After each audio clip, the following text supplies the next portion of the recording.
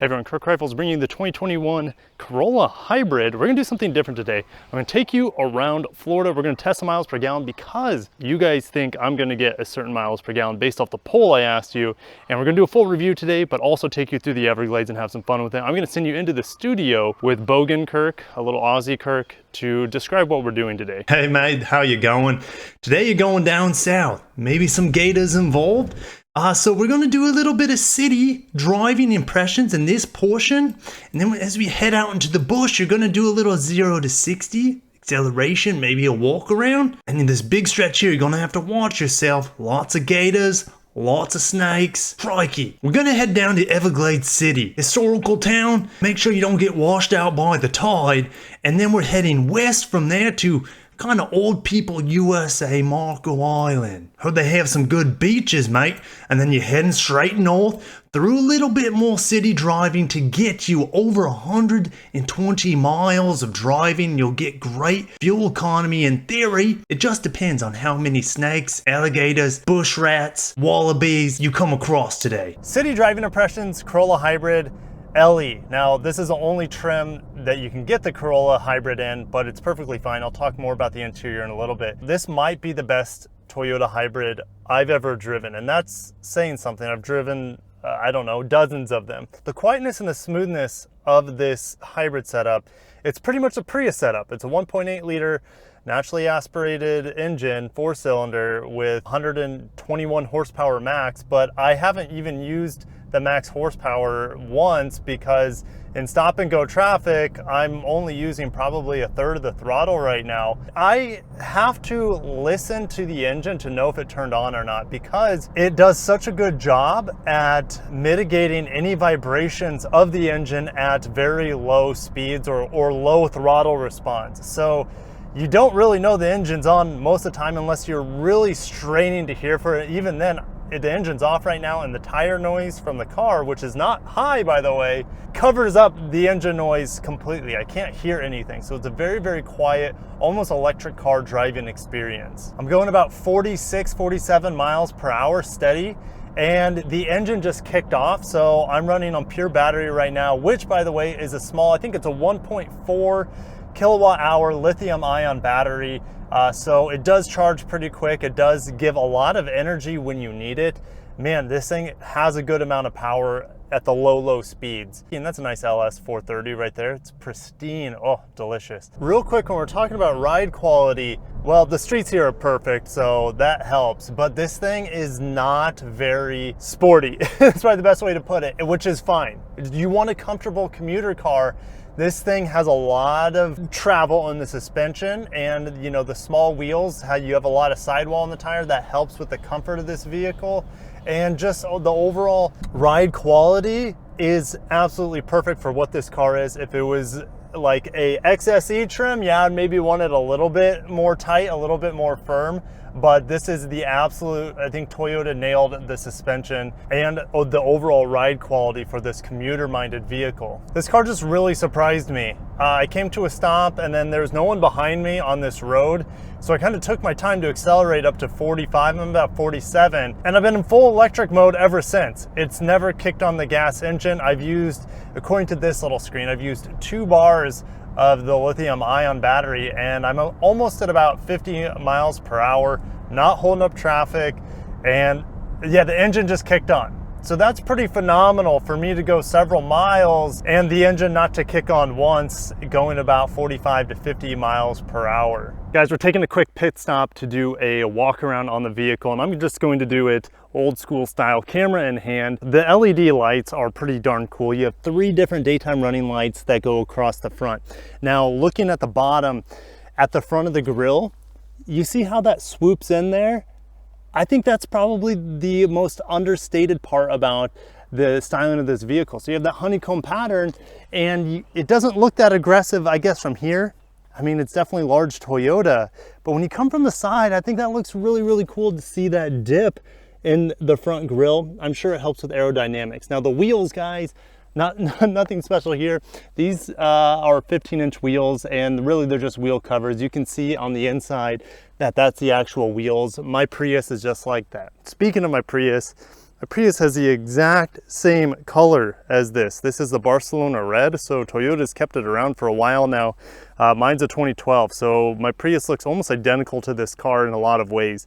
Body lines are okay. I mean, it's just a Corolla from the side, guys. It's really nothing to look twice at, and that's what I like about it compared to the Prius. The Prius, hate it or love it, the styling is definitely eye-catching, and the back end here, typical Corolla, very boring. I do like how we have a glossy line of plastic there, very bright blue inserts there on the hybrid logo.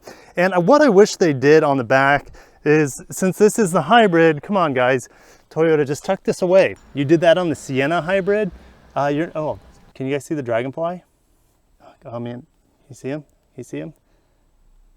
That's a really pretty blue Dragonfly. Let's see if we can get closer.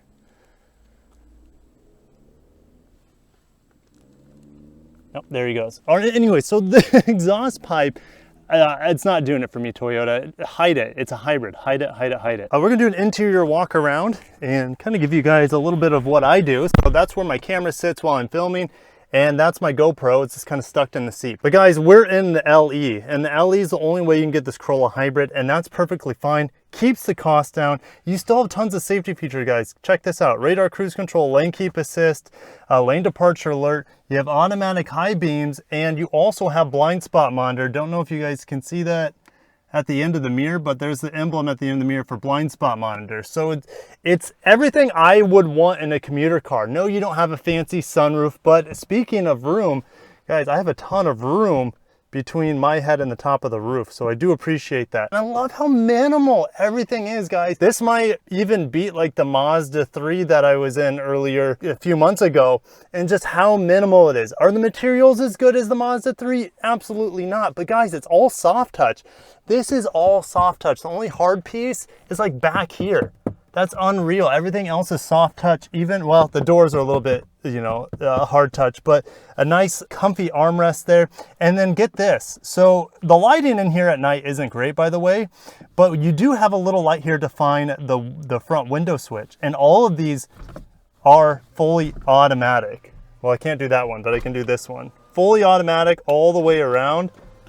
That is a really nice feature that you don't see even in a lot higher priced cars. Looking at the instrument cluster, it's very easy to read. I love that on a hybrid we actually have a tachometer. I do appreciate that massively. Even though we have the EV button right there letting us know that, you know, the gasoline engine is off, it's still nice to see the tachometer there as a more of a traditionalist. I keep the screen mainly on this one or this one for fuel economy purposes, but you do have more information here and safety features to go through as typical Toyota Lexus. And the infotainment screen, it's really easy to get to. I love the fact that we have a volume knob and a tuning knob, so when I'm flipping through the stations, it's really easy to just tune through the stations one at a time. I love that feature, and yeah, what else can you want? The stereo is okay, it gets the job done. I'm actually quite pleased with it for the price point. I'm keeping the AC very low for the trip to keep you know, the fuel economy at a max, but that's what I'm keeping the AC at 71 and 2 fan speed. These seats are super comfortable. You only have the option between these gray two-tone seats and black seats, but I would take these every single time. Back seats fold down, so you do have that practicality aspect. Getting back there is not that comfortable for me at 6'1", but if I had to be in it for an hour, it wouldn't be that big of a deal. All right, so we're gonna do a quick braking test followed by a 0 to 60. I'm going about 45 miles an hour, and I'm gonna slam on the brakes in 3, 2, 1. Gosh, okay, the brakes are good. They're not as good as the RCFs I was in last week. That brake pedal was a bit squashy, but it actually stopped the car really, really well. All right, 0 to 60 and go. We're about 4,000 RPM now, so it takes a while to get the RPMs up, and that is 60. And 0 to 60 in 9.82 seconds. 3, 2, 1, go.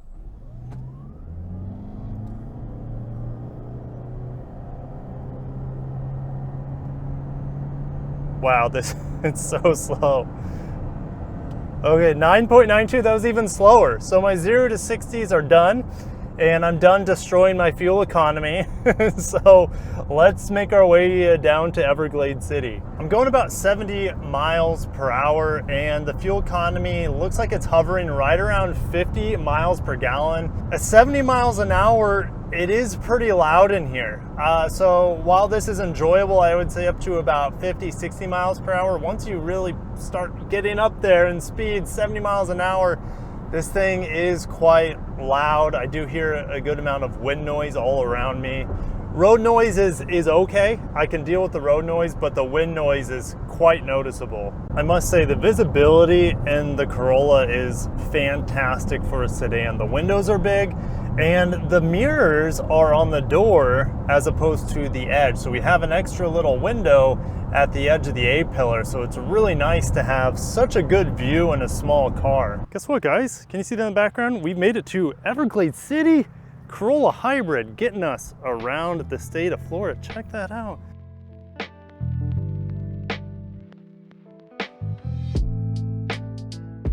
This is what Florida's all about. We're just south of Everglades City right now, and look at this little peach. See little crabs? See, oh, there are so many. Hopefully crabs don't freak you out, guys. Oh my gosh, see that guy? I do not want to mess with that claw. Let's keep going. Let's see what's out here besides crabs. Oh man, the breeze feels so good. A little mangrove action to the left, to the right. Our best friends, Mr. Krabs, are here with us. But we gotta keep moving, we gotta keep going. Guys, we've made it to Marco Island, and fuel economy I think is gonna be a little bit better than the poll suggested. It wasn't even an option. I guess I put a plus, and whoever voted on the 54 plus is probably gonna be right. Now we're starting to leave Marco Island, and it's been a lot of slow city driving, so that's gonna help my fuel economy get back up there.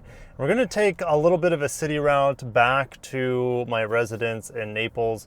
Nice Bentley, you know, not bad. Your daily Bentley here in Southwest Florida. We're back in Naples. That means traffic, and that's where a hybrid like this is going to shine. The engine will stay off a large portion of the time. And before we get back to where we started today, back at my house, I'm gonna take you guys down 5th Ave. Maybe we'll see like a Ferrari or Lamborghini or something if we're lucky.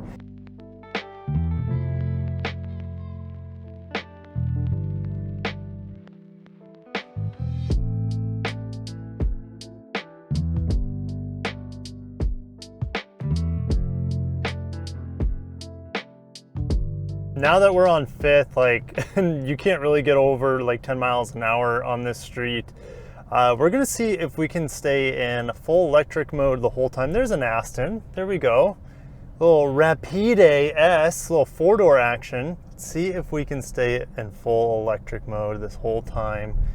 It may become difficult if we have to stop. There's a nice Porsche 911 Targa 4 GTS, that's a mouthful. There's a BMW i8, not bad. Mitsubishi Outlander, hell yeah, that's what I'm talking about, guys. Okay, so we have a Bentley Bentayga, however you want to say it, over on the left. Not terrible.